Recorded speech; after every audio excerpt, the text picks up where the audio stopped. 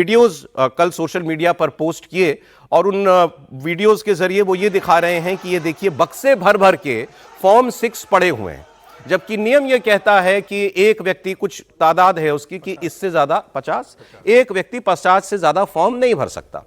तो अगर मान लें कि 30, ये वो वीडियो है जो उन्होंने पोस्ट किए हैं कि ये फॉर्म 6 रखे हुए आपको चुनाव के दफ्तर, जो बंगाल सीईओ का दफ्तर है, चीफ इलेक्टोरल ऑफिसर का दफ्तर, उसकी तस्वीरें उन्होंने पोस्ट की हैं और कहा कि भाई अगर 30,000 नाम जोड़ने के आवेदन आए हैं तो गुणा कर लीजिए 50 से, तो इतने लोगों के द्वारा होने चाहिए ना, अलग अलग एप्लीकेशन होनी चाहिए इतने लोगों की, और वो सभी लोग एक साथ 50 फॉर्म तो नहीं भरेंगे।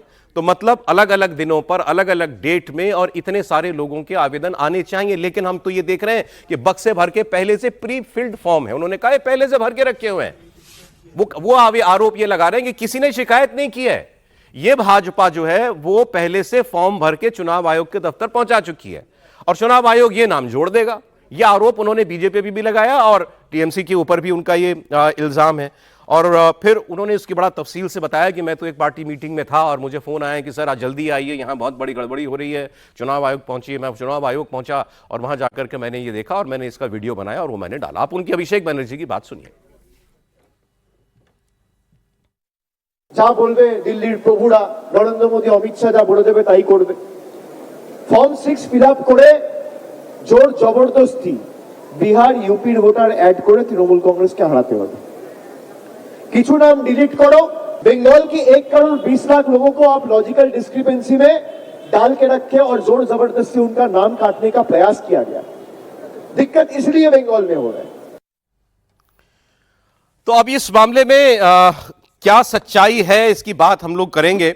और आपको मैं बता दूं कि जो जिस लॉजिकल डिस्क्रिपेंसी में लाखों वोटर थे उसकी बात कर रहे थे अभिषेक बनर्जी, उसकी एक के बाद एक सप्लीमेंट्री लिस्टें जो हैं वो जारी हो रही हैं। मतलब वो एक साथ नहीं वो काम किया, वो कुछ चंक्स में जो है चुनाव आयोग वो लिस्ट जारी कर रहा है। समीर जी के पास उसका डेटा होगा। सर कितनी सप्लीमेंट्री लिस्ट आ चुकी है अभी तक, फिर इसकी बात करते हैं। सर 8 जारी कर दी है और प्रतिदिन जारी करने का चुनाव आयोग ने कहा है कि प्रतिदिन हम डेली जारी करेंगे इसको लेकर। उसको लेकर भी अभिषेक बनर्जी और ममता बनर्जी काफी नाराज है और कल तो अभिषेक बनर्जी ने 8 सांसदों की ड्यूटी लगा दी है। अच्छा, कि 8 सांसद सिर्फ यही काम देखेंगे, चुनाव प्रचार बाद में करेंगे, पहले वो ये सुनिश्चित करेंगे कि एक तो फॉर्म 6 के लेकर उन्होंने ड्यूटी लगाई है और उसके अलावा जिस तरीके से सप्लीमेंट्री चुनाव आयोग जारी कर रहा है उसमें अभिषेक बनर्जी का ये आरोप है कि चुन चुन कर भारतीय जनता पार्टी टीएमसी के जो कार्यकर्ता उनको किसी भी तरीके से वोटिंग लिस्ट से बाहर करने के लिए कोशिश कर रही है। हालांकि कल जो उनकी जो बैठक मुख्य चुनाव आयुक्त जो सीईओ है वहाँ कर बंगाल के मनोज अग्रवाल के साथ जो बैठक हुई,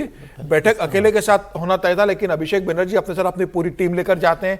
व्हाट्सएप पे मैसेज जाता है कि अभिषेक बनर्जी चुनाव कार्यालय पहुंच गए, सब वहाँ पहुंचे। बाद में तमाम कार्यकर्ता वहाँ पहुँच के भीड़ इकट्ठी हो जाती है और बाद में फिर चुनाव आयोग को वहाँ पर सुरक्षा कर्मियों को बुलाना पड़ता है। तो आपको अगर मिलने जाना है तो आप मिलने जाइए, अपने 2 लोगों को मिलने लेकर जाइए, इस तरीके से मैसेज करना और बाद में वहां पूरी भीड़ इकट्ठी कर लेना कि चुनाव आयोग को मीटिंग रोककर पहले सुरक्षा कर्मियों को बुलाना पड़ता है चुनाव आयोग की सुरक्षा के लिए। मुझे लगता है ये ठीक नहीं है। और ममता बनर्जी जिस तरीके से लगातार चुनाव आयोग के अधिकारियों को, अब कल ममता बनर्जी का जो नया बयान आया है इसको लेकर कि अभी हम बंगाल जीतेंगे उसके बाद दिल्ली पे कब्जा करेंगे। नहीं, पहले ये बताइए, अभी इस स्टेज पर जहां एसआईआर है अभी भी फॉर्म 6 जमा हो सकते हैं? बिल्कुल हो सकते हैं, बिल्कुल। एक बात तो चलिए ये हो गया कि फॉर्म 6 तो जमा हो सकते हैं। वो ये भी कह रहे हैं कि सीधे चुनाव आयोग में फॉर्म 6 पहुंचाएगा। भाई किसी व्यक्ति को अगर नाम जुड़वाने के लिए फॉर्म आवेदन देना है तो वो किसको देता है?